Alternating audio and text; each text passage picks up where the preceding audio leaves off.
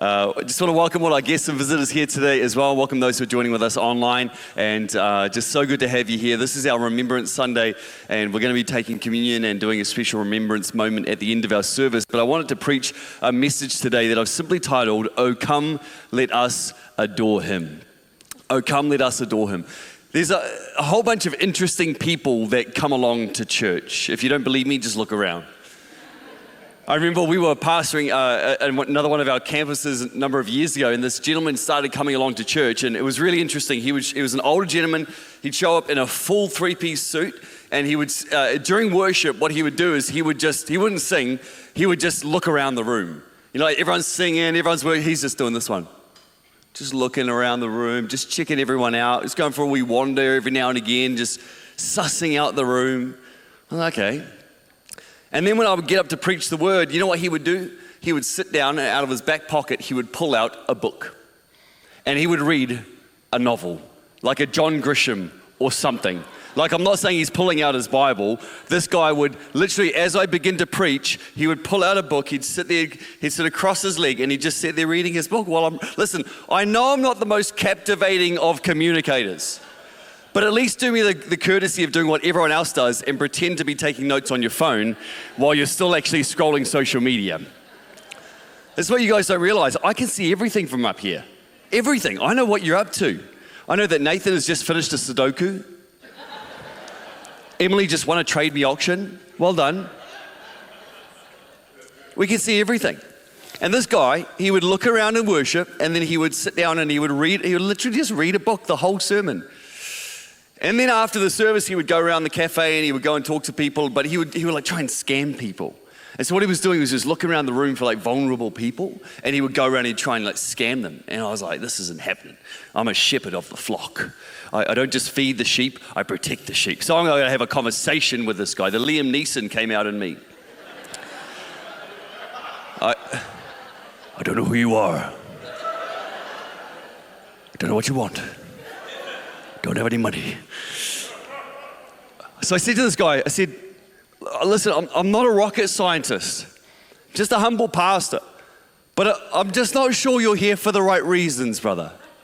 I'm not sure your motivation to be here, to come to church is really the right motivation. And as I read through the nativity story, I found it interesting that there are also, and there's a character in the story whose motivation to seek Jesus also was not the best.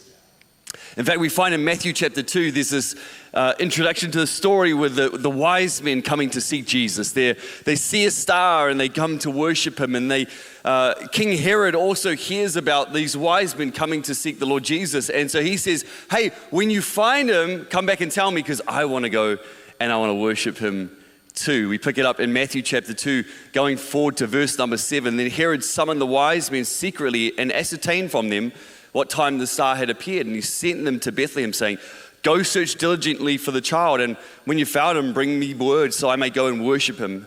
After listening to the king, they went on their way, and behold, a star they'd seen, and went and rose before them until it came to the place where the child was. When they saw the star, they rejoiced exceedingly with great joy, and going into the house, they saw the child with Mary his mother. And they fell down and worshipped him, and opening their treasures, they offered him gifts of gold, frankincense, and myrrh. And being warned in a dream not to return to Herod, they departed to their own country by another way. Then verse 13, now when they departed, behold, an angel of the Lord appeared to Joseph in a dream and said, rise, take the child and his mother and flee to Egypt and remain there till I tell you, for Herod is about to search for the child to destroy him. In this passage, we see two different people groups wanting to search for Jesus. They're both wanting to seek out Jesus, but they both had very different motivations for why they were going to see him. Herod saw Jesus for what he could take, but the wise men saw Jesus for what they could give. Herod saw Jesus for what he could take, but the wise men saw Jesus for what they could give. And I wonder today, why are we seeking him? Why have I come here to seek the Lord today? Let me unpack this a little bit. Herod's motivation to seek after Jesus was for personal gain. I've been married, Bex and I've been married for 18 wonderful, loving, beautiful years. Did I say that right, babe? She's watching online. She's actually at home. She's not very well this week, so please pray for her. There's a bit of sickness going around the greenhouse. But we've been married for 18 years. And early on in the marriage, my wife would sometimes come to me and say, Stevie, you know how much I love you? And I would think to myself, what a lovely statement. She loves me a lot. I do know how much you love me. I feel very affirmed in that statement. But over time, I came to learn something. She doesn't mean what I think she means when she says that. Now, later on, many of you men will know this. When your wife says to you, hey babe, you know how much I love you, right? I'm like, what do you want? There's something I have to fix. There's something I need to build. There's something I need to undo. There's something I need to figure out for her. Like, the words that are coming out of your mouth are, babe, you know how much I love you, right? But I'm thinking, you want something from me. The motivation behind your statement of love is one of personal gain. You want me to do something for you. And so Herod's desire to seek Jesus was not out of a heart to honor him for who he was. It was out of a desire to take something from him. In fact, the Bible tells us he wanted to take his life. Herod wanted to take something from him. And I'm not here today suggesting that any of us have murderous intent towards the baby Jesus. But I do think sometimes we approach God with the same mindset, with the same heart. Where we approach God from the mindset that says, what can I get from him? This is what I want you to do for me.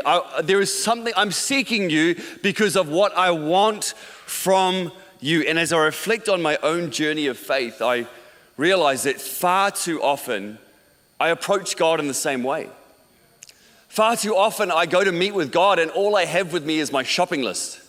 You know the shopping list prayer? God, I need eggs and milk and bread, and God, I need this and I need that, and God, I need you to fix my children, and God, I need you to help my wife to say sorry more often. God, I need you to fix my boss. He's driving me crazy. God, I need you to provide a house for us. God, I need you to deal with this thing. God, I need direction in my life. And all we do is we come to God like God is like the cosmic vending machine. God, I just want this and I need this, and this is what I need from you today. And I know that we all have need in this room, every one of us. Every single person here has something you're crying out to God for. That's just reality. Every one of us has a need. Every one of us has something we're saying, God, I need you to show up in this area. But my prayer as we approach Christmas is that perhaps we would approach God with a different heart and a different mentality. I wonder if perhaps this Christmas we could approach God not out of what we want him to do for us, but just with a heart to bless him.